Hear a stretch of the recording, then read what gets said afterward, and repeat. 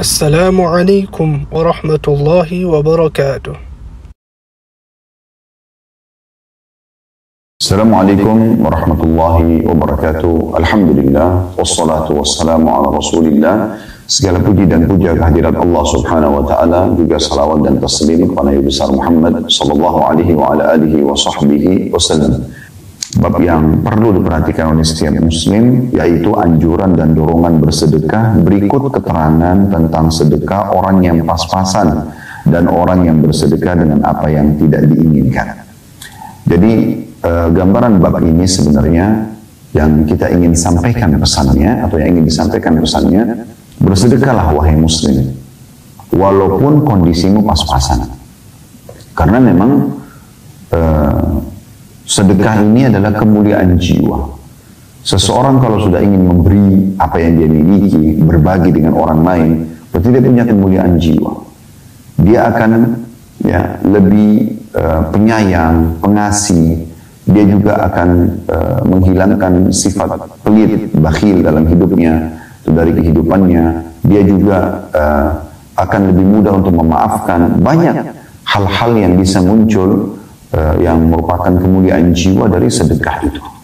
Saudaraku seiman, seorang muslim tidak harus menunggu kaya baru kemudian dia bersedekah.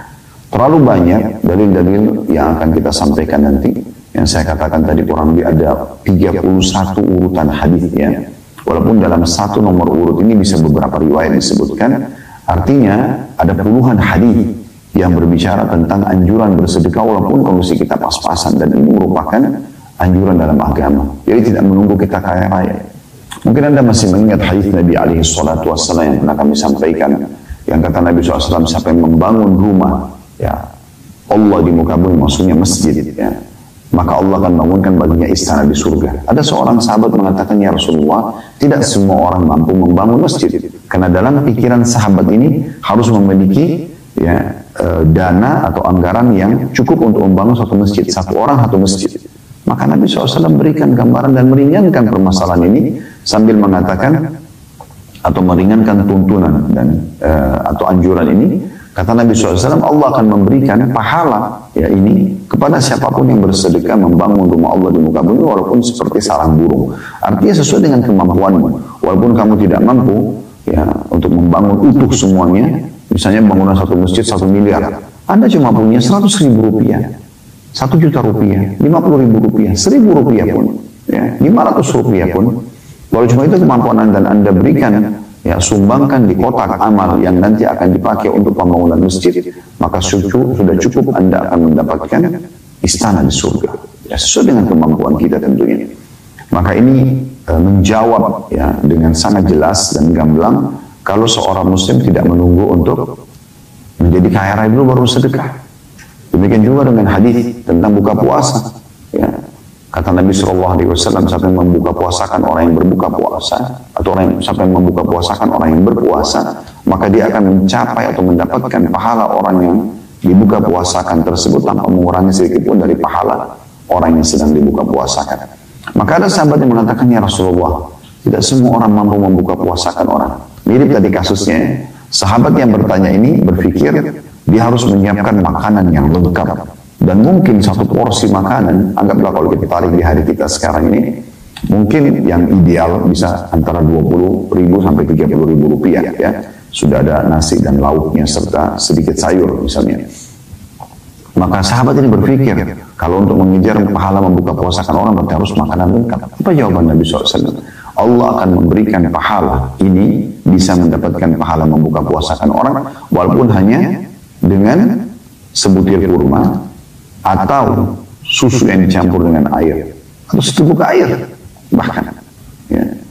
Dan Nabi SAW mengatakan dalam riwayat lain, siapa yang menghilangkan haus seseorang mukmin, di sini maksudnya pada saat buka puasa, maka dia pun akan diberikan minum dari telagaku pada hari kiamat. Atau kama qala Nabi SAW. Jadi mudah sekali sebenarnya untuk meraih pahala sedekah ini.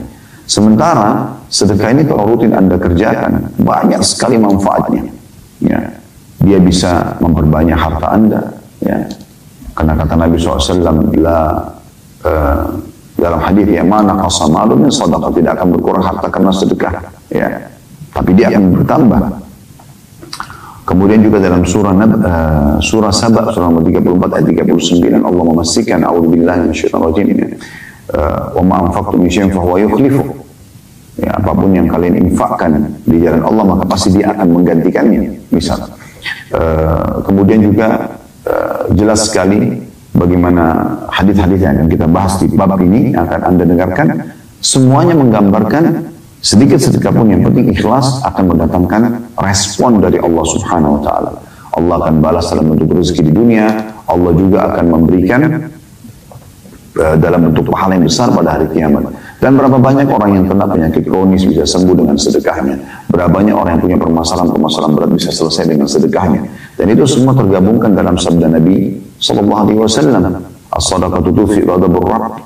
Sesungguhnya sedekah bisa meredam buruknya sang pencipta Allah. Jadi hukuman dari Allah akan hilang dengan kita bersedekah. Oleh karena itu teman-teman sekalian, di awal judul kita ini perlu sekali untuk difahami oleh setiap muslim. Perlu sekali untuk difahami oleh setiap muslim kalau sedekah adalah anjuran dalam agama walaupun dia belum mencapai derajat orang-orang kaya. Tapi dia boleh bersedekah dengan apa yang dia miliki. Bahkan pernah ada sebuah riwayat yang sangat luar biasa di mana seorang sahabat menyumbang dengan 100 dirham dan yang satu dirham. Lalu Nabi SAW mengatakan, Allahu Akbar, 1 dirham mengalahkan 100 dirham. Maka seorang sahabat mengatakan, ya Rasulullah, bagaimana kami memahami ini? Ya. Karena jelas-jelas secara kuantitas 100 sama 1 beda. Maka kata Nabi SAW, karena orang yang bersedekah dengan 1 dirham tidak punya kecuali itu, maka Allah menghitung dia bersedekah dengan seluruh hartanya. Sementara orang yang menyumbang 100 dirham, dia punya banyak harta. Maka jadi kecil nilainya. Jadi misalnya Anda hanya punya 2.000 rupiah, anggap Anda susah sekali. Lalu Anda bersedekah dengan 2.000 rupiah. Allah bukan menilai 2.000 rupiahnya, tapi Allah menilai itu adalah seluruh harta yang Anda miliki. Dibandingkan orang yang menyumbang 100 juta, tapi dia punya ya mungkin 10 triliun, 20 triliun. Jadi 100 juta itu kecil sekali. Ya. Maka di sini kemahaadilan Allah Subhanahu wa taala. Oleh karena itu teman-teman sekalian, selalu rutinkan sedekah karena manfaatnya sangat banyak sekali. Ya. Sebagian salah mengatakan sedekah itu bisa menghilangkan 70 bab masalah atau musibah dalam kehidupan kita. Dan saya juga sudah pernah membedah, Anda bisa kembali ke playlist YouTube, bedah buku keajaiban sedekah, dan itu pernah kami jadikan sebagai materi tabligh akbar. Anda bisa dengarkan bagaimana statement para ulama salaf tentang masalah sedekah itu dan bagaimana banyaknya dalil tentang motivasi untuk bersedekah baik dari ayat-ayat Al-Quran ataupun hadis Nabi alaihi salatu wassalam. Demikian juga dengan kisah orang-orang yang banyak keluar dari permasalahannya justru karena bersedekah. Baik teman-teman sekalian, itu kurang lebih gambaran tentang judul kita, dan saya akan coba masuk membahas hadis pertama dalam bab kita ini. Dan di sini ada, saya lihat hadis 1A sampai 1C. Berarti urutan pertama hadis dalam bab ini ada 3 buah riwayat. Dan urutan pertama hadis ini adalah urutan 856 dari awal belajar.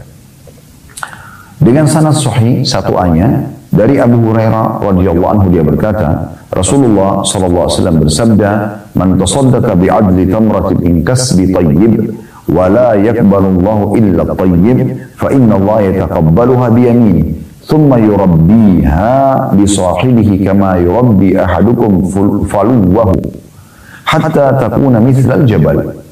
Hadis ini sahih riwayatkan Bukhari, Muslim, An-Nasai, Tirmidzi, Ibnu Majah dan juga Ibnu Khuzaimah dalam sahihnya. Terjemahannya, kata Nabi SAW, barang siapa yang bersedekah seberat 1 biji kurma dari penghasilan yang baik, dan Allah tidak menerima kecuali yang baik, maka Allah menerimanya dengan tangan kanannya. Kemudian dia Allah menumbuhkannya untuk pemiliknya sebagaimana salah seorang dari kalian merawat anak kudanya sehingga ia menjadi seperti gunung. Hadis ini teman-teman sekalian akan kita paparkan insya Allah ya, di jabaran panjang lebar atau penjabaran yang lebih panjang lebar insya Allah setelah kita bahas atau membaca hadis nomor 1B dan 1C-nya. 1B-nya dengan sanad sahih dalam satu riwayat yang dimiliki oleh Ibnu Khuzaimah berbunyi, innal abda idza tasaddaqa min thayyibi taqabbalaha Allahu minhu wa akhadhaha bi yaminihi farabbaha kama yurabbi ahadukum muhrahu aw fasilahu wa inna rajula la yatasaddaqu bil luqma fatarbu fi yadillahi aw qala fi kaffillah hatta takuna mithlal jabali fatasaddaqu. Sesungguhnya jika seorang hamba bersedekah dari hasil yang baik, halal, maka Allah menerimanya darinya. Dia Allah mengambilnya dengan tangan kanannya dan menumbuhkannya sebagaimana salah seorang dari kalian merawat anak kudanya atau anak untanya. Dan sesungguhnya seorang laki-laki bersedekah dengan satu suapan, maka ia tumbuh di tangan Allah atau dikatakan di telapak tangan Allah, sehingga ia menjadi seperti gunung. Oleh karena itu bersedekahlah. Satu C-nya sahih di ghairihi, menjadi sahih karena dikuatkan dengan riwayat-riwayat lain. Dalam riwayat lain yang sahih dimiliki oleh At-Tirmidzi, Rasulullah SAW bersabda, "Inna Allah yakbalu sadaqah wa ya'khudhaha bi yamini, fayurabbiha li ahadikum kama yurabbi ahadukum muhrahu, hatta innal luqmata la tasiru mithla Uhud." Sesungguhnya Allah menerima sedekah dan mengambilnya dengan tangan kanannya. Kemudian dia Allah menumbuhkannya untuk salah seorang dari kalian sebagaimana salah seorang dari kalian menumbuhkan atau merawat anak kudanya, sehingga satu suapan saja bisa menjadi seperti Uhud. Hadis ini diriwayatkan oleh Imam Malik dan ada dengan riwayat senada diriwayatkan juga oleh Tirmidzi dari Sa'id bin Yasar secara mursal tanpa Abu Hurairah. Dari hadis ini ya, kita bisa mengambil banyak sekali faedah dan manfaat tentunya ya. Namun sebelumnya saya akan menambahkan dulu, ada di 1C bagi teman-teman yang pegang bukunya, itu setelah menjelaskan atau diterjemahkan hadis, ada footnote nomor 1. Ada footnote nomor 1 di bawah. Di sini dikatakan Uhud dengan hamzah dan ha dibaca dhamma.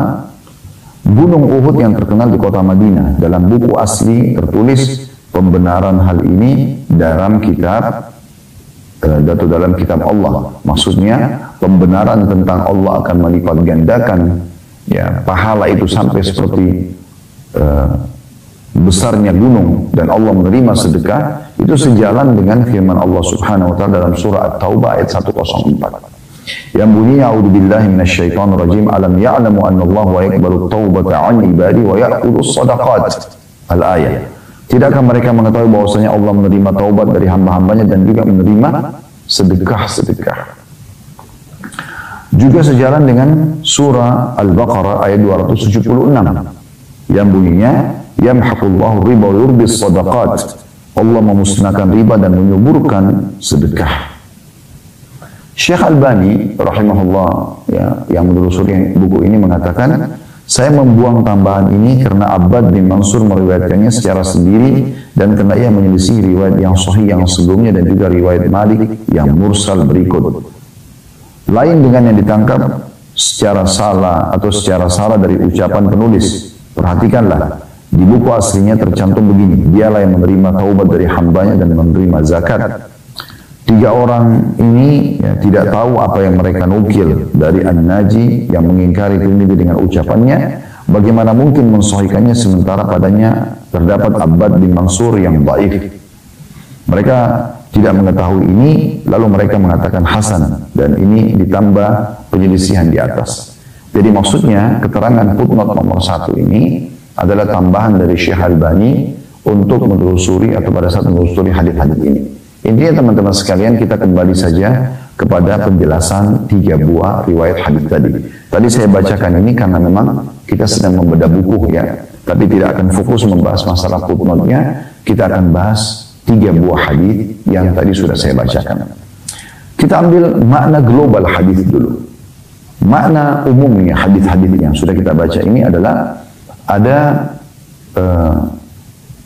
janji positif dari Allah Subhanahu wa taala melalui lisan Rasulnya Muhammad sallallahu alaihi wasallam, kalau siapapun yang bersedekah walaupun kecil dipastikan Allah akan menerima selama dia ikhlas. Dan tidak cukup sampai di situ. Allah bukan catatkan saja sebagai pahala, tapi Allah akan terus menumbuhkan sedekah itu sampai bahasa Nabi SAW sesuap makanan saja yang diberikan ya, itu sudah cukup untuk menjadi besar seperti gunung Uhud. Dan perumpamaan gunung Uhud ini sering digunakan oleh Nabi SAW untuk menggambarkan besarnya. untuk menggambarkan besarnya. Ya. Jadi walaupun hanya sesuap nasi, ya, sebutir kurma, ya, sepotong roti yang kita berikan kepada orang, kalau ikhlas karena Allah, maka tidak akan kita terima nilainya seperti yang kita berikan tadi, tapi Allah akan terus menumbuhkannya, menyuburkannya di sisinya, ya, kemudian Allah akan berikan bahkan bisa sesuap, bisa sebesar gunung Uhud. Dan itu hitungannya kilometer ya, diameternya itu sangat besar gunung Uhud tersebut. Baik teman-teman sekalian, kita akan coba mengambil mutiara daripada hadis seperti biasa. Yang pertama, anjuran untuk bersedekah, memperbanyak sedekah. Ya. Anjuran memperbanyak sedekah. Diambil daripada potongan sabda Nabi SAW, "Man tasaddaqa bi'adli tamratin." Siapa yang bersedekah walaupun hanya dengan sebutir kurma, ya. Kemudian juga diambil daripada potongan hadis Nabi SAW di satu C-nya, tadi itu potongan satu ayat. Potongan satu C, "Innal luqmata la tasiru mithla Uhud." Sesungguhnya sampai satu suap pun bisa menjadi besar seperti gunung Uhud. Berarti ini ada anjuran dan motivasi untuk bersedekah, ya. Jadi ini poin harus digarisbawahi baik-baik karena memang ini ada penekanan sekali agar kita selalu bersedekah. Bahkan selalu kami anjurkan dan semoga Allah Subhanahu wa taala memudahkan kami orang yang pertama melaksanakan, bukan cuma mengucapkan, baru kemudian teman-teman semua tentunya kami harapkan bisa mengamalkan. Jangan luput hadis Bukhari di mana Nabi SAW mengatakan setiap hari atau setiap pagi kalau seorang hamba tiba di pagi hari, seperti tadi misalnya kita tadi pagi, maka Allah turunkan dua malaikat dan dua-duanya berdoa. Yang satu mengatakan, "Ya Allah, lapangkan rezeki orang yang bersedekah." Jadi sedekah yang didoakan, ya, bersedekah. Dan yang satu lagi mengatakan, "Ya Allah, binasakan orang yang bakhil atau tidak mau bersedekah."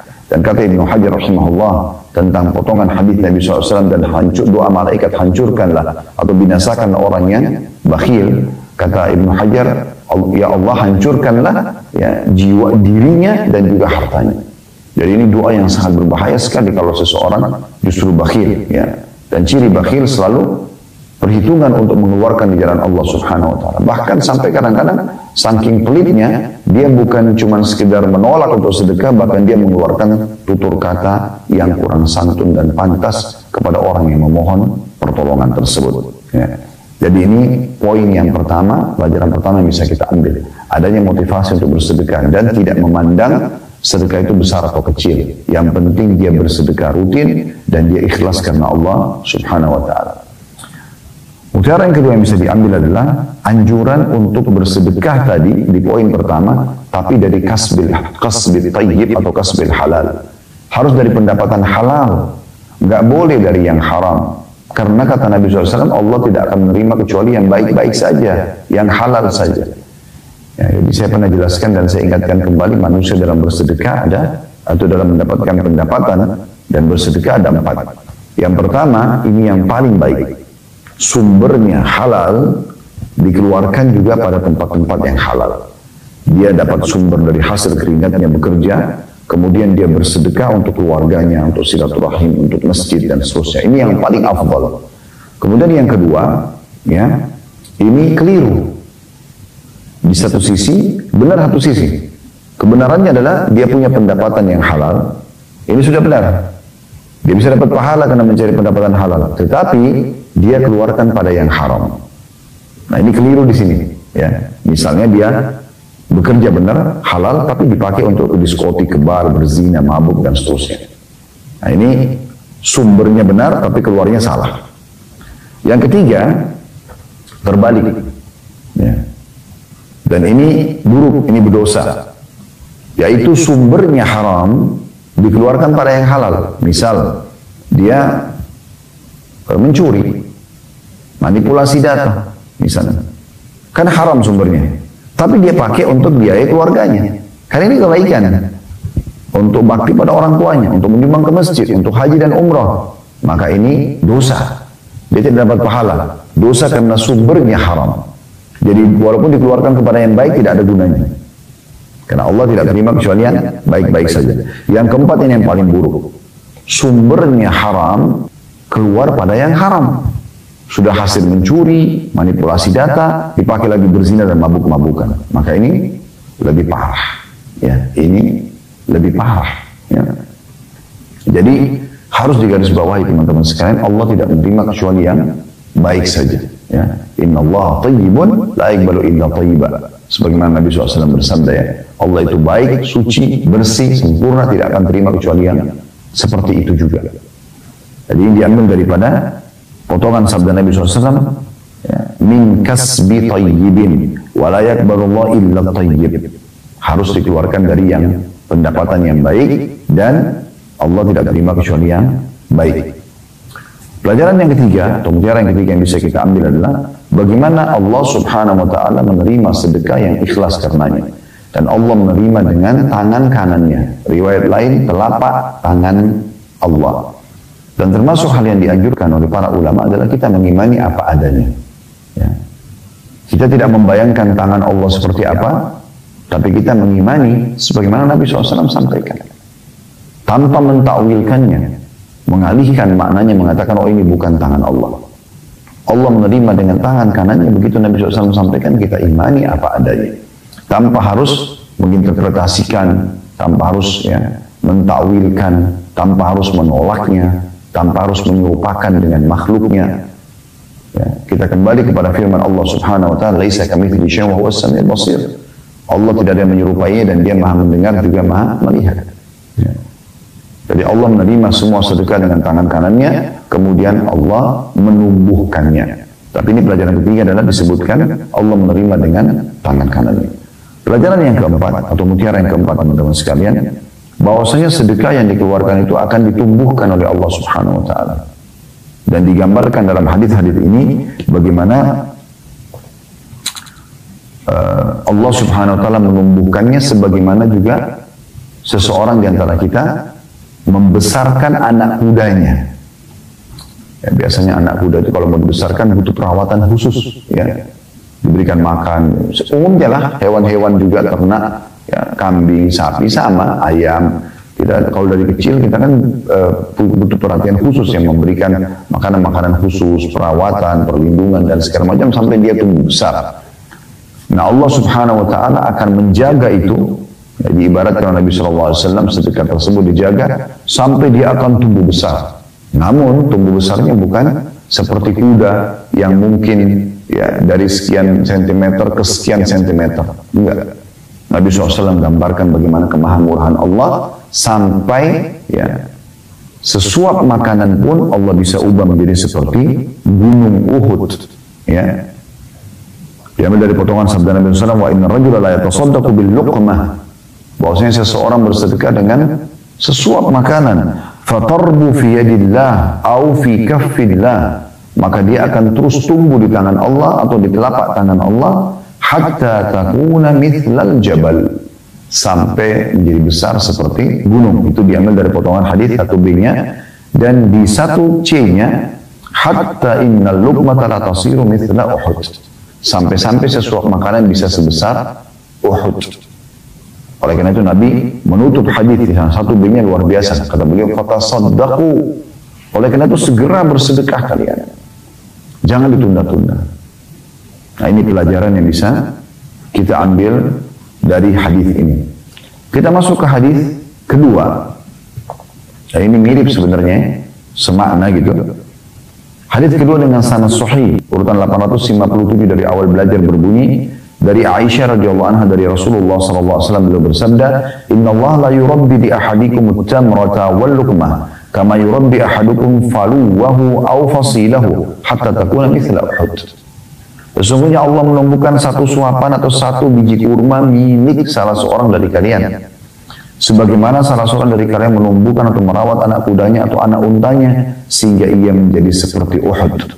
Hadis ini diriwayatkan oleh Tabarani dan Ibnu Hibban dalam sahihnya, dan lafaz ini dalam miliknya Ibnu Hibban. Dari hadis ini mirip tentunya semakna dengan hadis sebelumnya, ya, urutan nomor 1 dari 1A sampai 1C tadi, bahwasanya ada motivasi untuk bersedekah, dan walaupun untuk kecil sampai digambarkan sini dengan sebutir kurma atau sesuap makanan. Sebutir kurma umum semua orang, ya, dari zaman Nabi SAW sampai di zaman kita sekarang mudah sekali untuk mendapatkan sebutir kurma. Karena memang kurma umumnya dijual bukan per butir, tapi dijual per kilo, per ons gitu kan. umumnya per kilo lah, 1 kilo pun 10 real, 15 real. Di Indonesia pun ada kurma-kurma yang hanya puluhan ribu rupiah, ya. 30.000 rupiah, 50.000 rupiah, 100.000, 200.000 rupiah, banyak sekali ya kurma-kurma yang bisa kita dapatkan, sehingga satu butir kurma itu sangat kecil nilainya. Nabi SAW menggambarkan itu, bagaimana dengan sebutir kurma pun atau sesuap makanan, 1 sendok makanan yang kita masukkan di mulut istri kita, di mulut anak-anak kita, atau kita sedekahkan kepada orang fakir miskin, atau kita berikan kepada teman-teman dengan mentraktir mereka, maka itu sudah cukup dinilai di sisi Allah Subhanahu wa taala. Yang penting ikhlas karena Allah, maka Allah akan tumbuhkan seperti tumbuhnya atau bahkan menjadi besar seperti gunung Uhud. Dan ini semakna saya katakan tadi dengan hadis nomor 1. Kita masuk selanjutnya hadis nomor 3 dengan sanad sahih urutan 858 dari awal belajar berbunyi dari Abu Hurairah radhiyallahu anhu bahwa Rasulullah sallallahu alaihi wasallam bersabda, "Ma naqasat shadaqatun min mal wa ma zadallahu 'abdan bi'afwin illa 'izza wa ma tawadha ahadun lillahi illa rafa'allahu azza wa jalla." Hadis ini riwayat Muslim dan juga Tirmidzi serta Imam Malik. Terjemahannya, kata Nabi SAW, sedekah itu tidak akan pernah mengurangi harta. Allah tidak menambahkan kepada seorang hamba dengan maafnya kecuali kemuliaan. Dan tidak seorang pun yang bertawadhu karena Allah kecuali Allah Azza wa Jalla mengangkatnya. Nah, sini hadis ini ya bisa dikatakan lebih menjabarkan dan lebih luas lagi maknanya ya dalam bab anjuran bersedekah. Ya. Kita langsung ambil mutiara dari hadis. Kita akan bagi menjadi 3 bagian mutiara. Mutiara yang pertama dari hadis yang bisa kita ambil adalah potongan sabda Nabi SAW, "Ma naqasat shadaqatun min mal." Tidak akan berkurang atau sedekah tidak akan mengurangi harta. Subhanallah, ini yang harus terekam dan menjadi persepsi setiap muslim. Berbeda sekali dengan golongan kapitalis ya. Mereka selalu berpikir pakai akalnya, kalau saya punya 10.000 rupiah, saya keluarkan 1.000 rupiah, berarti berkurang 1.000, nilainya menjadi 9.000 rupiah, gitu kan? Kalau makin saya keluarkan, maka makin habis uang itu. Ya. Sehingga akhirnya harus selalu ada income atau sumber income untuk datang. Gitu kan? Tapi yang kita maksudkan sini adalah mereka punya satu prinsip, keluar berarti berkurang, itu aja. Ya. Walaupun di dalam kebaikan yang kita bicara, kayak membantu kerabat, sehingga sering kali terjadi di alam mereka, si ayah atau si ibu atau orang tua kepada anak menganggap anaknya utang, atau anak menganggap orang tuanya utang, atau saudara menganggap saudarinya utang, atau istri atau suami menganggap pasangannya utang. Karena mereka berpikir seperti pikiran kapitalis. Kalau saya berikan, maka habis seperti uang saya. Subhanallah. Inilah yang diperbaiki di mutiara pertama hadis ini. Nabi SAW memastikan, ya, "Ma naqasat shadaqatun min mal," sedekah tidak akan pernah mengurangi harta. Dalam beberapa athar yang lain, balizdad, tapi akan bertambah. Ya. Jadi kalau Anda sedekah, karena Allah SWT yakin Allah akan berikan Anda rezeki. Dan sudah kita bahas ya di buku kita, buku ini dari awal kitab sedekah ini, bagaimana banyaknya motivasi-motivasi dalam Islam untuk bersedekah. Ya, dan kita juga sudah menjelaskan bagaimana prinsip dasar dalam sedekah. Ya, atau bagaimana prinsip dasar dalam Islam untuk bersedekah. Kita sudah bacakan Al-Baqarah surah nomor 2 ayat 261 sampai 274. Agar seseorang kalau sedekah itu ikhlas karena Allah, tidak menyakiti hati ya penerima, ya, kemudian tidak menyebut-nyebutnya. Ada prinsip-prinsip dasar. Kalau Anda penuhi itu semua, maka pastikan harta Anda tidak akan berkurang. Tapi coba resep ini teman-teman sekalian, sedekah pangkal kaya. Saya ulangi lagi, sedekah pangkal kaya. Suka beri, Allah akan berhenti. Resep sederhana, detik ini, hari ini pun Anda bisa praktekkan dan Anda bisa lihat langsung hasil. Coba buka pintu ini, maka Anda akan kaget bagaimana Allah memberikan kepada Anda jalan keluar. Lebih dari, bisa saya katakan beberapa bahkan banyak di antara jemaah yang ikuti pengajian kami, datang dan bertemu lalu menyampaikan sendiri, gitu kan, hasil daripada resep ini. Mereka mengatakan, benar-benar Ustaz, saya setelah mempraktikkan apa yang saya sampaikan bersedekah, saya coba, saya dari tidak punya apa-apa, ya. Sampai-sampai saya bisa haji dengan uang yang saya miliki sekarang. Bahkan kalau mau haji setiap hari pun saya punya kemampuan. Maksudnya nilainya ya, itu luar biasa. Berarti menandakan resep sedekah itu dia bilang, saya benar-benar nggak punya apa-apa. Saya kumpulin uang yang saya punya atau saya punya uang berapa, lalu saya berpikir untuk bersedekah. Dan saya mulai pada saat ada uang terkumpul untuk umroh. Karena Ustaz mengatakan di ceramah, mana yang didahulukan, modal usaha atau umroh. Lalu saya coba umroh, saya ibadah, minta kepada Allah di Mekah. Kemudian setelah itu saya pulang, Allah bukain pintu rezeki. Ya. Dan akhirnya saya bisa haji, dan haji ini walaupun biayanya sampai ratusan juta kalau yang furada. Beliau mengatakan, saya bisa kalau mau haji tiap hari. Karena besarnya income yang masuk setelah beliau bersedekah dan menjadikannya sebagai sebuah rutinitas. Ada juga pengakuan dari jamaah yang membahasakan kepada saya, datang sendiri. Beliau sekarang Masya Allah menjadi seorang miliarder yang luar biasa. Allah lapangkan rezekinya. Dia bilang, saya bermula dari itu, saya tidak punya apa-apa, datang dari kampung saya Ustaz ke Jakarta. Kemudian saya mendengarkan ceramah Ustaz tentang sedekah. Lalu saya coba praktikin. Dan memang luar biasa, saya tahu sendiri bagaimana sedekahnya beliau. Itu nggak nanggung-nanggung gitu. Bukan orang yang masih berpikir, ini kalau saya keluarin, saya ntar mau makan apa ya. Pokoknya keluar aja. Subhanallah, datang melimpah dalam hitungan 2-3 tahun dari praktek itu, berubah menjadi seorang yang kaya raya, yang apapun yang dia inginkan dia bisa temukan, dia bisa dapatkan. Maka dia seperti orang ketagihan dengan sedekah itu. Ada juga di antara jemaah yang memberikan kepada saya testimoni. Saya nggak sebutin nama-nama mereka, tapi saya kenal baik ya. Mereka sampai mengatakan, orangnya sampai mengatakan, saya sampai ketagihan dengan sedekah Ustaz. Rasanya kalau tidak sedekah itu kayak ada yang ganjil gitu. Dan akhirnya saya berpikir untuk sedekah, dan Masya Allah, dia bersedekah dengan luar biasa gitu. Memberikan modal kepada orang-orang, kemudian memberi supaya mereka bisa mandiri ke sana, ke sini, membantu banyak orang. Ya. Ada juga di antara mereka yang banyak sekali yang memberikan pengakuan-pengakuan ya, keluar dari banyak permasalahan karena bersedekah ya. Dan ini memang diperhatikan oleh Ibnu Abbas dan Ibnu Umar radhiyallahu anhum. Bahkan Ibnu Abbas mengatakan dalam salah satu athar tentang beliau mengatakan, saya kalau punya permasalahan yang saya belum menemukan jalan keluar, maka saya sengaja keluar mencari orang miskin untuk bersedekah. Jadi itu luar biasa. Ini resepnya. Dan harus dipahami baik-baik, saya ulangi kembali ya. Kalau kita bersedekah teman-teman, kita harus betul-betul menanamkan dalam diri kita, kalau kita lebih butuh mengeluarkan sedekah itu daripada orang miskin yang menerima sedekah itu. Saya ulangi lagi. Jadi tanamkan dalam diri Anda, kita ini lebih butuh dengan sedekah itu yang kita keluarkan. Ya. Jadi kita butuh mengeluarkan daripada orang miskin yang menerima. Begitulah yang pernah kami nukilkan bagaimana statement sebagian salafus saleh. Ya. Mereka mengatakan perkataan tersebut. Mereka mengatakan misalnya, ya, kalau setelah membagi-bagi sedekahnya, mereka mengatakan, coba lihat orang-orang ini pergi membawa ya sedekah-sedekah tersebut di timbangan amalku tanpa aku harus upah sedikit pun. Kenapa dia bahasakan tanpa upah? Padahal dia memberikan. Dan kalau secara akal orang-orang kapitalis pasti berkurang hartanya. Karena bagi dia kalau dia keluarin 1 juta rupiah misalnya, 1 juta rupiah itu senilai itu, bahkan bisa akan berlipat ganda. Tadi sudah dibahasakan, sesuap makanan pun atau sebutir bunga bisa seperti gunung Uhud, itu akan dibawa ke timbangan amal oleh orang-orang miskin yang kita bantu ini, kemudian akan menjadi besar jumlahnya. 1 juta bisa menjadi ratusan bahkan miliaran rupiah nilainya di sisi Allah Subhanahu wa ta'ala. Dan mereka seperti tidak diupah, walaupun mereka pakai makan itu, tapi hanya sekedar seperti perantara saja mereka dikasih dan mereka bawa ke sana. Tapi tetap nanti Allah Subhanahu wa ta'ala di sana memberikan kita nilai utuh. Fahami ini teman-teman sekalian, ini resep yang luar biasa. Coba praktekin, Anda akan menjadi orang kaya raya dan Anda akan kaget dengan itu. Ya.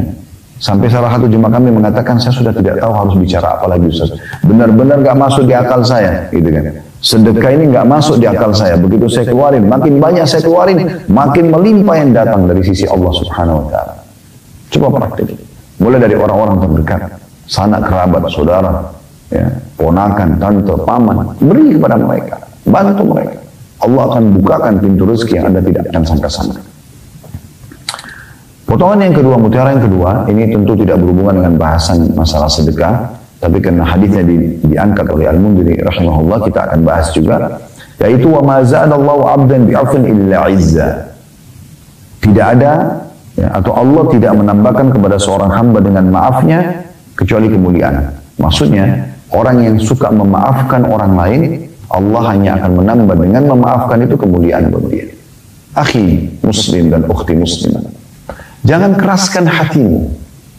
Sejahat apapun orang sudah berbuat satu perbuatan kepadamu, kalau dia yang punya inisiatif dari hatinya ingin minta maaf, berikan dia maaf. Itu ibadah di sisi Allah Subhanahu wa taala. Allah mengatakan dalam Al-Qur'an, "Wal 'afina 'anil nas," dan orang yang suka memaafkan orang lain dalam surah Al-Imran, ya. Allah jelaskan masalah itu. Dan juga ya, Allah SWT menjelaskan dalam banyak ayat-ayat yang lain tentang masalah Allah itu pemaaf, lalu Allah memotivasi hamba-hamba untuk memaafkan orang lain. Dan dalam hadis ini penekanan jelas dari Nabi SAW, ya, Allah tidak akan menambah kepada seorang hamba dengan sifat maafnya itu kecuali kemuliaan. Allah akan muliakan dia. Ya. Walaupun kita sangat sakit hati, tapi kalau orang sudah datang, dia sudah mohon maaf, ya udah maafin. Walaupun setelah itu Anda punya hak untuk menjaga jarak misalnya, ya, untuk tidak mengulangi lagi interaksi atau transaksi yang pernah terjadi. Khawatir terjadi lagi pintu-pintu yang tidak diinginkan. Tapi permintaan maaf mereka, kalau mereka sudah ajukan, kenapa tidak diterima? Ya, selesai bagi kita. Tapi tidak ada lagi interaksi. Toh di sini dijanjikan kita akan diberikan kemuliaan oleh Allah Subhanahu wa taala. Ini betul-betul resep awet muda. Resep agar hati kita bersih. Dan kalau hati itu mahkota, ya, raja di tubuh kita ini. Kalau dia baik, baik semuanya, kata Nabi SAW. Kalau dia terganggu, dia rusak, maka akan rusak semuanya. Jadi kecerahan wajah, ya, itu terdampak daripada kebersihan hati seseorang. Terpancar dari kebersihan hati seseorang. Jadi maafkan. Yang ketiga, mutiara dari hadis, wa ma tawadha ahadun lillahi illa rafa Allah azza wajalla, dan tidak seorang pun yang bertawadhu karena Allah, merendah karena Allah, kecuali Allah azza wajalla mengangkatnya. Kecuali pasti Allah akan tinggikan derajat. Apa makna tawadhu? Apakah dia sejalan dengan merendahkan diri, menghinakan diri? Jawabannya tidak. Beda. Tawadhu ini merendah karena Allah. Merendah atau menghinakan diri itu beda. Nggak rumahnya sama Allah Subhanahu wa taala. Allah tidak pernah menyuruh orang mukmin untuk merendahkan diri. Gitu kan? Jadi di sini bukan yang dimaksud adalah menghinakan diri, enggak. Tapi bertawadhu artinya merendah. Apa yang Allah berikan kepada kita, kita yakin itu adalah bukan milik kita, tapi milik Allah Azza wa Jalla. Milik Allah Azza wa Jalla. Allah lah yang memberikan melimpahnya harta, pasangan yang menyenangkan, anak-anak yang berbakti, ya, rumah, kendaraan, harta secara umum yang kita miliki, jabatan, nama baik, kesehatan fisik, kesempurnaan fisik, semua ini sama sekali bukan milik kita. Justru kita makin merendah. Contoh yang paling nyata adalah perbuatan Nabi SAW. Selain perkataan beliau juga contohkan. Pada saat beliau masuk dengan 10.000 pasukan, super power di saat itu, masuk menguasai kota Mekah. Ya. Beliau dulu, bayangkan teman-teman, 13 tahun di Mekah, ditolak dakwanya, disiksa, dan tidak perlu lagi digambarkan bagaimana sulitnya Nabi SAW, ya, melewati Mekah. Bukankah Anda pernah dengar bagaimana Nabi SAW lagi sujud, lalu ada seorang tokoh Quraisy menginjak batang leher beliau, lalu sampai beliau susah bernafas, lagi sholat, lagi sujud. Bukankah Nabi SAW lagi sujud pernah ada tokoh Quraisy yang menuangkan kotoran unta pada tubuh beliau, sehingga Fatimah radhiyallahu anha datang dan membersihkan sambil menangis, ya. Bukankah juga Nabi SAW pernah dikeroyoki oleh orang-orang Quraisy, kemudian Abu Bakar datang membela lalu mengatakan, ya, apakah kalian akan memerangi atau membunuh seseorang yang mengatakan berimanlah kepada Allah? Beberapa kali beliau dicaci maki, dikatakan penyihir, penyamun, ya, bahkan beliau pada saat ingin berdakwah ke kota Taif, pamannya sendiri Abu Lahab lebih dulu ke kota Taif, lalu kemudian menyampaikan kepada tokoh-tokoh kota Taif, oh ini ponakan saya lebih kenal dia adalah penyihir, memisahkan antara suami istri dan seterusnya. Maka yang terjadi pada saat itu, teman-teman sekalian, Nabi SAW waktu masuk ke Mekah, dan di depan matanya ini semuanya, orang-orang mayoritasnya pemimpin Quraisy yang pernah menyiksa beliau. Lalu beliau masuk ke dalam Mekah dengan kondisi menundukkan, ya, kepala beliau sebagai bentuk merendah kepada Allah Azza wa Jalla. Walaupun beliau punya kedudukan sebagai nabi, beliau punya kedudukan sebagai raja muslimin pada saat itu, beliau panglima perang yang sukses, ya, beliau juga seorang suami yang memiliki beberapa orang istri, beliau seorang ayah yang memiliki beberapa orang anak, beliau punya harta rampasan perang, kebun-kebun kurma yang melimpah, sallallahu alaihi wasallam, beliau punya banyak pengikut. Tapi beliau masuk ke Mekah bukan dengan kesombongan, tapi justru merendah karena Allah SWT. Disebutkan dalam beberapa riwayat, beliau sampai menundukkan kepalanya, sampai membuat dagu beliau mendekati atau sandar ke dada beliau SAW, sebagai bentuk merendah kepada Allah Azza wa Jalla. Ya. Beliau tidak pernah menyombongkan diri dengan memamer kekayaan, bahkan beliau pada saat menggunakan baju baru saja, ada sahabat yang minta, beliau berikan, beliau buka. Ya. Beliau selalu minum bersama dengan para sahabatnya, bahkan dari satu wadah bersama-sama. Tadi ini contoh yang terbaik. Bukankah Allah SWT telah berfirman dalam surah Al-Ahzab, laqad kana lakum fi rasulillahi uswatun hasanatun liman kana yarjullaha wal yawmal akhir wa dzakarallaha katsira. Sungguh pada diri Rasulullah Muhammad SAW suri tauladan buat kalian bagi orang yang ingin bertemu dengan Allah. Dan juga masuk di surga di akhirat sana dan selamat dari api neraka, serta ingin berzikir kepada Allah dengan zikir yang banyak. Inilah contoh Nabi SAW. Beliau merendah. Ya. Pepatah bahasa Indonesia kan ada, jadilah seperti padi, makin berisi maka makin menunduk. Bukan baru sedikit diberikan oleh Allah angin segar, sedikit diberikan ketampanan, kecantikan, jabatan, kekayaan, sudah menganggap orang lain, ya, semuanya rendah di hadapan dia. Mulai mencibir, mulai menghina, mulai menjatuhkan dan seterusnya. Maka ini semua hal-hal yang sama sekali tidak dibenarkan dalam syariat Allah Subhanahu wa ta'ala. Dalam hadis ini dijelaskan kalau ada seseorang yang merendahkan diri karena Allah, ya, bukan menghinakan diri di mata manusia, ya, bukan tidak hubungannya sama Allah Subhanahu wa ta'ala seperti dia menghinakan diri, ya, di hadapan orang-orang yang hanya karena ingin mengejar jabatan pada mereka. Ini tidak dibenarkan, ya. Atau menghinakan diri kepada seorang kekasih yang dicintai sehingga berlebihan untuk harus sujud di kakinya, ya, sebagaimana pernah terjadi di Thailand, dikisahkan salah seorang dari Timur Tengah datang ke sana karena mencintai seorang kekasihnya sampai akhirnya meninggal, ya, pada saat kekasihnya sempat terlambat datang dan dia rindu pada saat ketemu, dia sujud di kakinya lalu meninggal dalam keadaan sujud kepada selain Allah Subhanahu wa ta'ala. Ini kebodohan semua. Ini menghinakan diri. Tapi tawadhu, merendah karena Allah Subhanahu wa ta'ala, sebagaimana sudah kami berikan contoh-contoh tadi. Kita masuk ke hadis keempat, teman-teman sekalian. Hadis keempat ini dengan sanad sahih, urutan 859 dari awal belajar berbunyi dari Aisyah radhiyallahu anha bahwa mereka menyembelih seekor kambing, maka Nabi SAW bersabda, "Ma baqiya minha?" Qalat, "Ma baqiya minha illa katifuha." Qala, "Baqiya kulluha ghaira katifiha." Hadis ini diriwayatkan Tirmidzi dan beliau mengatakan hasan sahih. Terjemahannya, apa yang tersisa darinya? Jadi waktu Nabi SAW menyuruh menyembelih seekor domba, kemudian beliau memberikan semua kepada Aisyah dagingnya, gitu kan, seekor utuh itu. Lalu beliau suruh bersedekah, maka Aisyah pun bersedekah. Kemudian Aisyah sempat, ya, menyisahkan, ya, satu bagian pahanya untuk Nabi SAW karena Nabi SAW gemar makan paha kambing. Maka waktu Nabi SAW pulang, Nabi menanyakan apa yang tersisa dari domba tadi, sembelihan tadi. Kata Aisyah, tidak ada ya yang tersisa daripadanya kecuali pahanya saja. Ya. Beliau bersabda, bilanglah atau ucapkan tersisa semuanya kecuali pahanya.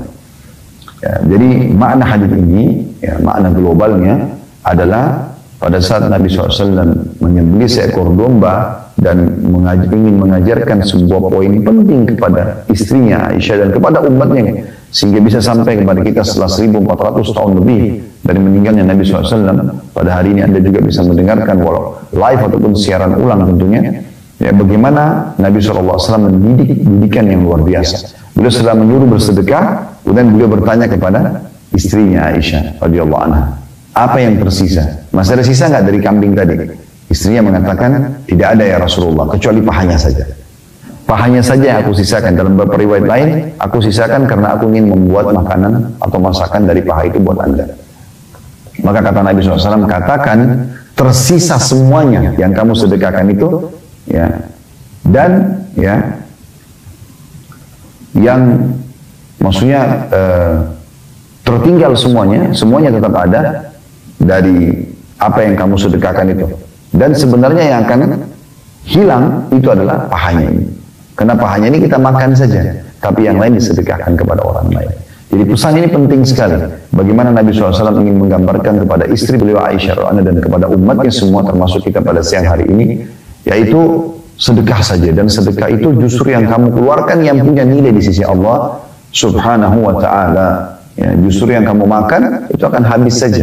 Ya, akan habis saja. Akan memberikan sedikit energi dan sisanya akan menjadi ampas kotoran sebagaimana sudah kita tahu. Tapi kalau yang kita sedekahkan kepada orang lain, walaupun nanti ada yang jadi energi juga dan diampas bagi mereka, ya tetapi tetap saja nilainya ada di sisi Allah Subhanahu wa ta'ala.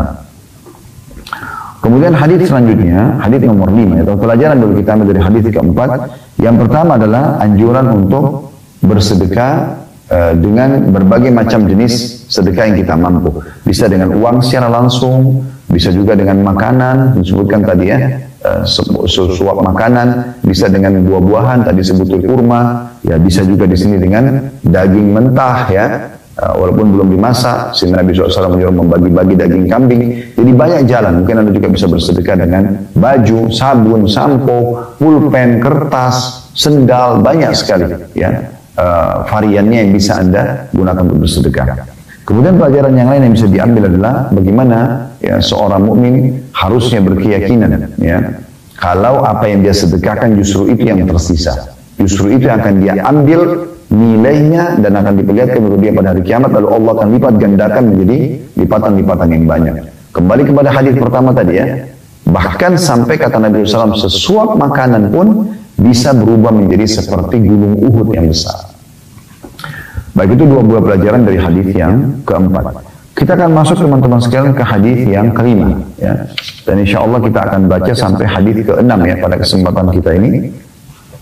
Hadis kelima dengan sanad sahih dan urutan 860 dari awal belajar berbunyi dari Abu Hurairah radhiyallahu anhu, dia berkata, Rasulullah sallallahu alaihi wasallam bersabda, yaqulul abdu mali innama lahu min malihi thalath ma akala fa afna aw labisa fa abla aw a'ta faqtana wa ma siwa dzalika fa huwa dhahibun wa tarikuhu linnas. Hadis ini diriwayatkan oleh Imam Muslim. Terjemahannya, seorang hamba terus berkata, hartaku, hartaku, padahal dari hartanya dia hanya mendapatkan 3 perkara, yaitu apa yang dimakan lalu ia habis, atau apa yang dipakai lalu ia usang, atau apa yang dia berikan lalu dia menyimpan pahalanya di akhirat nanti. Dan apa yang selain itu maka ia akan lenyap dan akan ditinggalkan untuk orang lain. Ya, jadi hadis ini memberikan gambaran kepada kita bagaimana pembagian harta itu dalam pandangan Islam. Sekali lagi kata Nabi SAW, banyak hamba yang mengatakan hartaku, hartaku. Padahal dari hartanya dia hanya mendapatkan 3 perkara. Dari seluruh harta dia cuma 3 yang dia bisa manfaatkan. Yang pertama, apa yang dia makan, lalu habis. Dia beli makanan, kan orang sibuk tuh. Beli makanan, belanja bulanan, beras, gula, minyak goreng, segala macam lah. Ya. Atau dia mampir ke restoran, semuanya. Kan harta itu kan banyak ke makanan. Maka itu akan habis kata Nabi SAW. Atau apa yang dia pakai, beli pakaian. Fashion, banyak orang begitu sibuk beli pakaian, baju, celana, dan segala macam. Dan itu juga akan usang. Ya. Atau apa yang dia sedekahkan sehingga dia panen pahalanya pada hari kiamat nanti. Hanya 3 ini keadaannya: makanan dan minuman atau pakaian. Ini yang umumnya yang banyak orang lakukan. Walaupun tentu ada orang yang beli kendaraan, beli rumah segala macam. Tapi yang rutin, yang non-stop itu adalah beli makanan dan beli pakaian. Makanya Nabi SAW berikan contoh ini. Dan ada yang sedekah. Namun ini 2 hal, makanan, minuman, dan pakaian akan habis. Serta sedekah yang akan dia simpan dan dia panen pada hari kiamat nanti. Lalu kata Nabi SAW, ketahuilah, selain daripada ini, itu hanya akan ditinggal untuk orang lain. Rumah, ya, kemudian kendaraan, perusahaan. Kalau dia meninggal akan tinggal untuk orang lain. Kalau pakaian kan dia pakai, bisa saja dia pakai sampai usang, sampai sobek, ya. Akhirnya sudah tidak bisa dipakai lagi. Atau makanan dia makan, tidak mungkin dia muntahkan, dia berikan kepada orang lain lagi. Nah ini sebenarnya harta yang dia miliki. makanan yang dia minum, makanan dan minuman yang dia konsumsi, dan juga pakaian yang digunakan sampai usang, serta yang dia sedekahkan. Nah ini yang dia bisa miliki. Namun di sini penekanannya adalah masalah sedekahnya. Walaupun juga kita bisa memberikan buat diri kita, tentu kebutuhan kita ya. Kemudian Nabi SAW mengingatkan, dan selain daripada itu hanya akan pergi dibagikan untuk orang lain. Hadis yang terakhir yang kita pelajari pada kesempatan ini teman-teman sekalian, hadis ke-6 dengan sanad sahih, urutan 861 dari awal belajar berbunyi dari Ibnu Mas'ud radhiyallahu anhu, dia berkata, Rasulullah SAW bersabda, ayyukum malu warithihi ahabbu ilaihi min malihi. Qalu ya Rasulullah, ma minna ahadun illa malu ahabbu ilaihi. Qala fa inna ma lahu ma qaddam wa malu warithi ma akhar. Hadis ini diriwayatkan oleh Bukhari dan juga An-Nasa'i. Tentu karena dari riwayat Bukhari maka dipastikan hadis ini adalah hadis yang sahih. Terjemahannya kata Nabi SAW, siapa di antara kalian yang lebih mencintai harta ahli warisnya daripada hartanya sendiri? Maka mereka menjawab, ya Rasulullah, tidak ada seorang pun di antara kami kecuali dia mencintai hartanya sendiri. Maka Nabi SAW bersabda, sungguhnya hartanya sendiri adalah yang dia berikan semasa hidupnya, sedangkan harta ahli waris adalah apa yang dia tahan.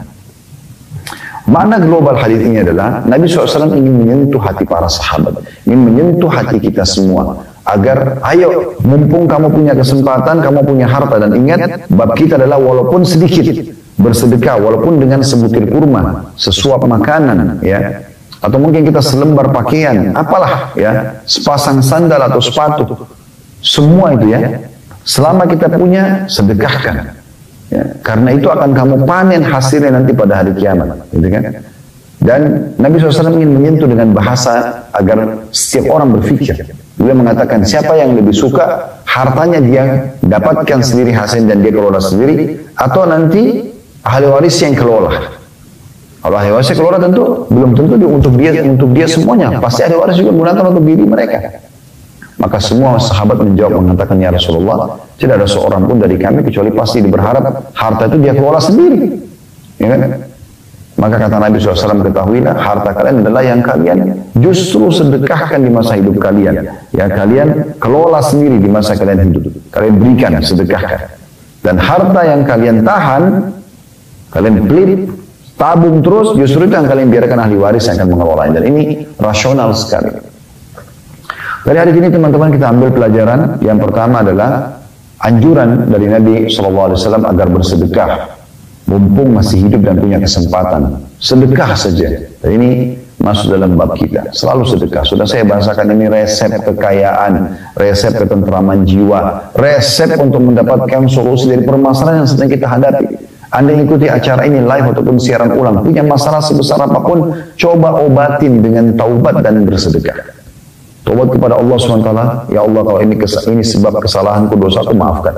Kemudian cari orang-orang miskin, jemput bola, datang ke rumah-rumah anak yatim, cari janda-janda yang tidak mampu, orang-orang miskin yang susah di pinggir jalan cukup banyak di negara kita, bantu mereka. Bantu mereka. Ikhlas karena Allah SWT, tidak mengharapkan balasan dari mereka ataupun pujian dari mereka. Maka lihat setelah itu hasilnya.